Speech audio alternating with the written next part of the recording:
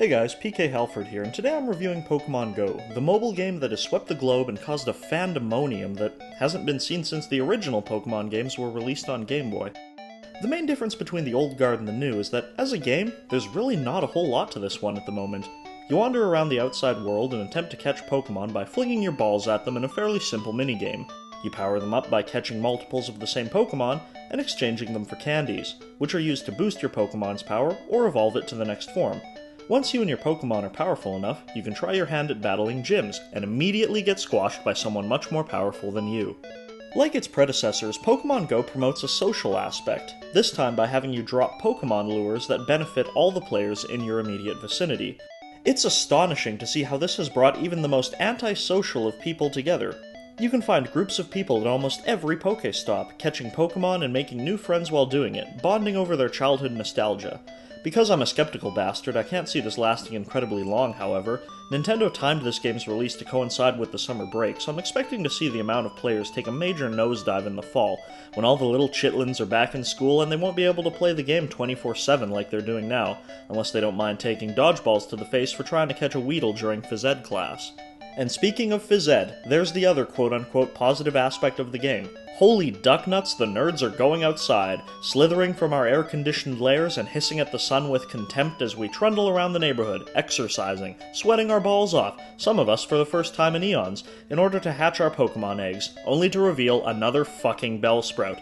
"You were supposed to be a Pikachu, you big-lipped bastard," you yell at your phone in the middle of the street, before rifling him off to the professor for a piece of candy, with all the cold callousness of an inmate trading a prison bitch for a pack of cigarettes.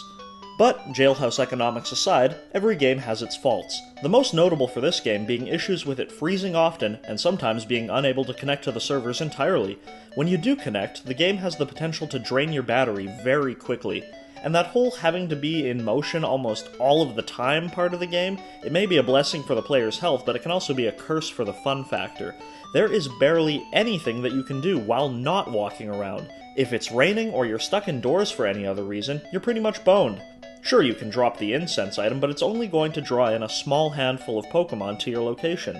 Bear with me here when I say that the game really has no payoff or end goal to it at this point in time. You collect Pokemon, battle gyms, take them over, and then what? There's no real sense of finality that you can attain, save from completing the Pokédex, which isn't even fully possible at this point in the game. Judging by how many times in a day the gym across the street from my house changes hands, most people seem to enjoy the gym battles, but if you're like me and don't have a competitive bone in your body, why would you even be bothered to try fighting the gyms? You're made to pick a team at level 5, and the teams really have no distinguishing characteristics besides their colors.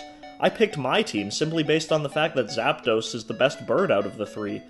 The point I'm trying to make here is that there's no motivation to take over the gyms besides people's own competitive nature. It essentially boils down to a big primary colored dick-waving contest. Sure, maybe you feel impressive, but nothing ends up being accomplished. You do receive a bonus of coins for holding on to a gym, but because there's no punishment, no true penalty or detriment to any player for losing a gym, or for your team having fewer gyms than the others, why should I care that someone else owns it? And no, I don't count losing your coin bonus as a punishment, because really you're being sent down from having an advantage to being the same as the majority of people who aren't in a gym. All it really does is set you back to square one for coin productivity, Johnson in hand, before the dick-waving began in the first place. Besides, I can just buy the coins to get items if I really want them bad enough. So if you're not into playing what's essentially a big game of capture the flag, there's not much to do besides trying to catch as many Pokemon as you can, and shooting for the best CP rating possible for each one. Now keep in mind, the game just came out, so this review is only a reflection of where the game stands now. Personally, I'm excited to see how it progresses. Will we see trading introduced? Will one-on-one trainer battles become possible? How long before Pokemon from outside of Generation 1 are released into the world? It's the potential of this game that seems to be one of the most exciting things about it. So what do you think about Pokemon Go? What features do you want to see the most? Whether you agree with me or think I'm just talking out of my ass, leave a comment down below. If you enjoyed the video, give it a like, and if you really enjoyed it, consider subscribing to the channel. It really helps me out. My name is Halford, and until next time, happy Pokemon hunting.